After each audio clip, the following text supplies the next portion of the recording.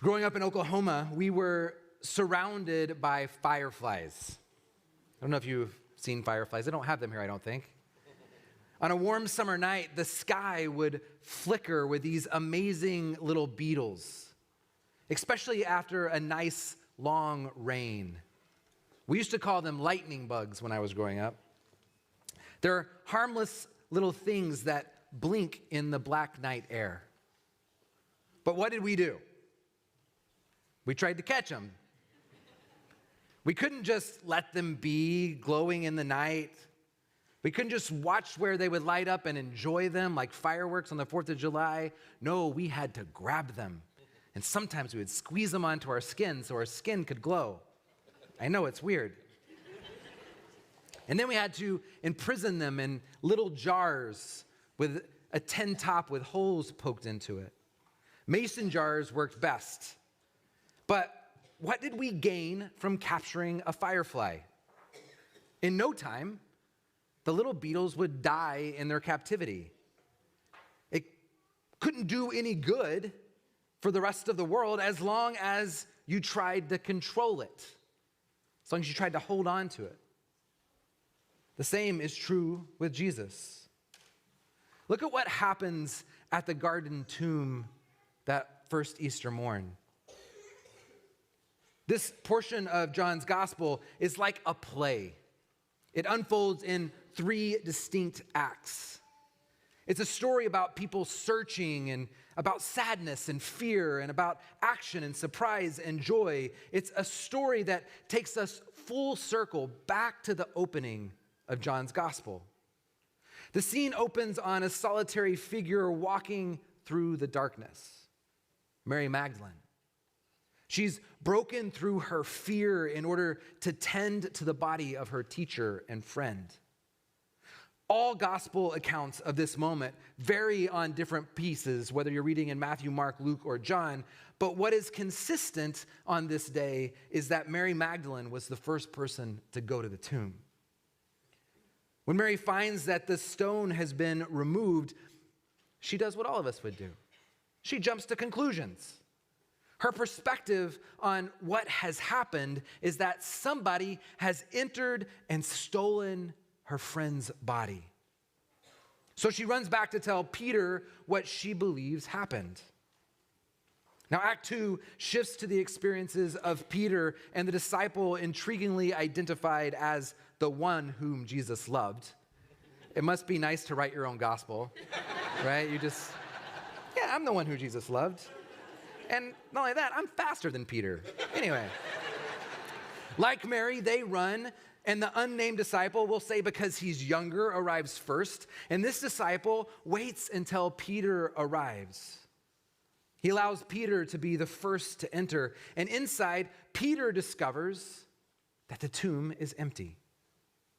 And unlike the case of the 4 days dead Lazarus, who stumbled out of his tomb hindered by his burial cloths, the cloths of Jesus are still in the tomb. The details are intriguing. In fact, the author describes the placement of the wrappings, but also notices that the cloth that had laid on Jesus' head had been folded up and put into another place in the tomb. Jesus tells us that the beloved disciple saw and believed. But what did he believe? It could be that he believed Mary was correct, that Jesus' body had been stolen. Or did he believe that Jesus had already told them when they were sharing the meal, like we'll do in a little bit later in the service, and on that night he said that he was going to overcome the world. Act 2 ends as the 2 men return home. Interestingly, at the close of Act 2, there are no shouts of joy or celebration. The emptiness of the tomb doesn't yet seem to have made a difference. The focus then returns for Act 3 with Mary standing outside of the tomb, weeping. She does this time, though, enter into the tomb and walk in, and as she walks in, there are some angels there who ask her a stupid question. Mary, why are you weeping? I thought angels were smarter than that. They're not. Mary, why are you weeping? Of course she would be weeping. Mary repeats her interpretation of the situation, and she tells the angels, someone has stolen Jesus' body. Finally, in her grief, she repeats the question once again, this time to a man that she believes is the gardener. Now, this may not be as ridiculous an understanding as it seems. It could be that John is giving us clues to how we might understand what's happening next. See, two things in this gospel drive us back to the beginning of John chapter 1, encouraging us to view this not as the end of the story or the climax of the story, but instead a whole new story beginning anew. First, in the opening of John's gospel, Jesus' first words, questions that he directed at John the Baptist's followers, were this: who are you looking for? Who are you looking for? And here at the beginning of this new creation, the gardener Jesus says to Mary the very same question. Mary, who are you looking for? A new ministry, a new beginning, a new story. Is Jesus asking us the same question this Easter morning? Who are you looking for? It was when Jesus called Mary by her name that she recognized that this was her rabbi. Is Jesus calling our name? And when Jesus called out the disciples, he invited them to come and see. Do you think maybe we're being called to come and see the new things God is doing in our lives and in our world? Second, John's tale at the first of the Gospel of John begins in complete darkness, the absence of light. This is the writer who at the opening of the gospel didn't take us to the stable where Jesus was born, but instead to the opening of creation in the very beginning. Here, John is again bringing us back to this primordial darkness when the earth was formless and void and darkness covered the face of the deep. And the author is echoing Paul's declaration that in the death and resurrection of Jesus, we experience new creation. Everything old has passed away. All that stuff that Jesus carried for us, it's done. Anything that you can think up that you may think isn't finished, it's finished. All that baggage that you brought into this space that you think is too private and too much to be held, and I could never let people know these things about me, guess what? It's finished. We are a new creation. The first creation story, God drove Eve and Adam out of the garden, but in this creation story, in this garden, Jesus sends Mary out rejoicing. She's sent out to tell everyone that the darkness has not overcome the world. And the Word that was made flesh and dwells with them is alive and with us. She had seen her rabbi, but now she understands that she has seen the glory of a Father's only Son, full of grace and truth. See, there is a difference between being recognized and being known. Jesus moves beyond recognizing her as a symbol or a representative, but instead, he sees her as a person, somebody he knows and loves, somebody that he calls out and says, Mary. That personal address assures personal knowledge and acceptance and thereby makes all the difference. Known, she knows. Seen, she sees. Loved, she loves. Now, it occurred to me as I was reading this passage over the last few weeks that we live in a time when increasingly we seek to be recognized, noticed, friended, acknowledged, retweeted, or re-X'd, I guess it is now. Whether or not we're truly known. See, being known is far more risky than merely being recognized. But Jesus is proclaiming over Mary that it's essential to be known. Because when we're known, it changes everything.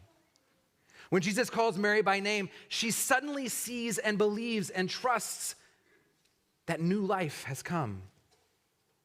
And at the heart of this story is the recognition that the resurrection heralds not simply the defeat of death and the promise of life, which are really big things. But the resurrection story tells us as well that God is accessible to us. That God will not abandon us. No matter what grief you brought with you here this morning, God will not abandon you.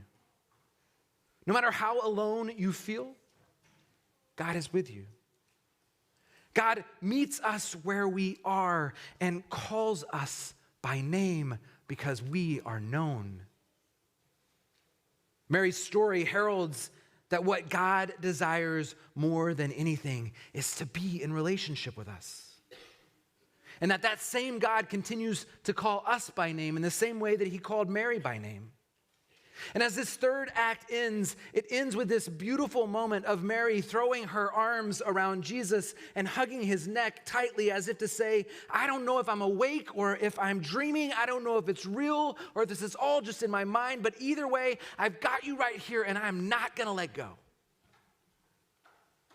Jesus says, Mary, don't hold on to me. So what's at stake here for Jesus telling Mary not to hold him the way she wanted? Something very fundamental, actually.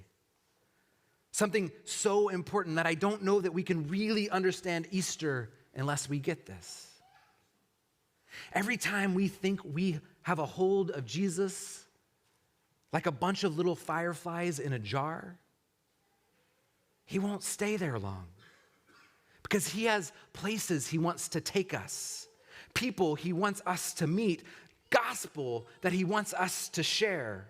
See, Jesus is free of the grave and roaming large in our world, and Jesus will not be confined again. He's on the loose. And we have to track him like fireflies and watch for the flickering of light in whatever night we see happening around us. But he's not on the loose from us, avoiding intimacy or avoiding us. God is a God of a commitment. He's on the loose in order to loose us from every grave we will ever find ourselves in.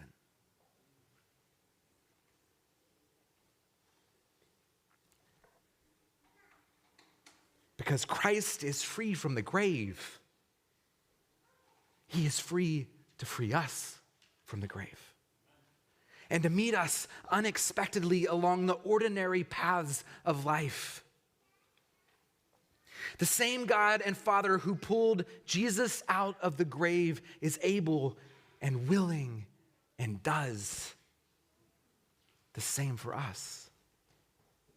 And because Christ is still on the loose in our world through the resurrecting Spirit, he can be doing resurrection on all of us and anywhere at all times without us having to wait at the turn of the cemetery like Mary sitting waiting for that resurrection. The resurrections are sparking all around us all the time. The good news is Christ is on the loose. No telling what he's up to next, but you know this for sure. He not only knows Mary's name, where she is fully known, but he knows your name, and you are fully known, fully resurrected, fully redeemed. And here's the beautiful part of this.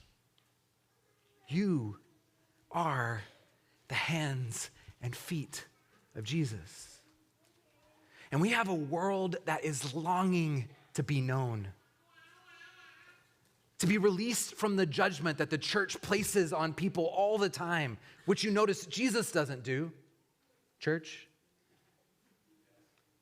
Longing to be known, and Christ says, go know them.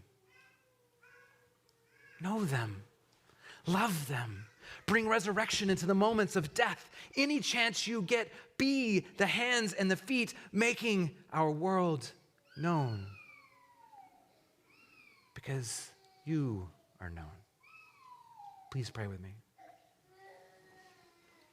God, we are grateful for your resurrection.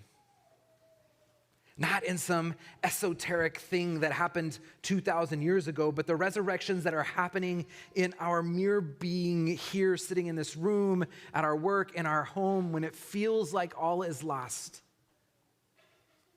We need your resurrection. So God, we set you loose. In your holy name we pray.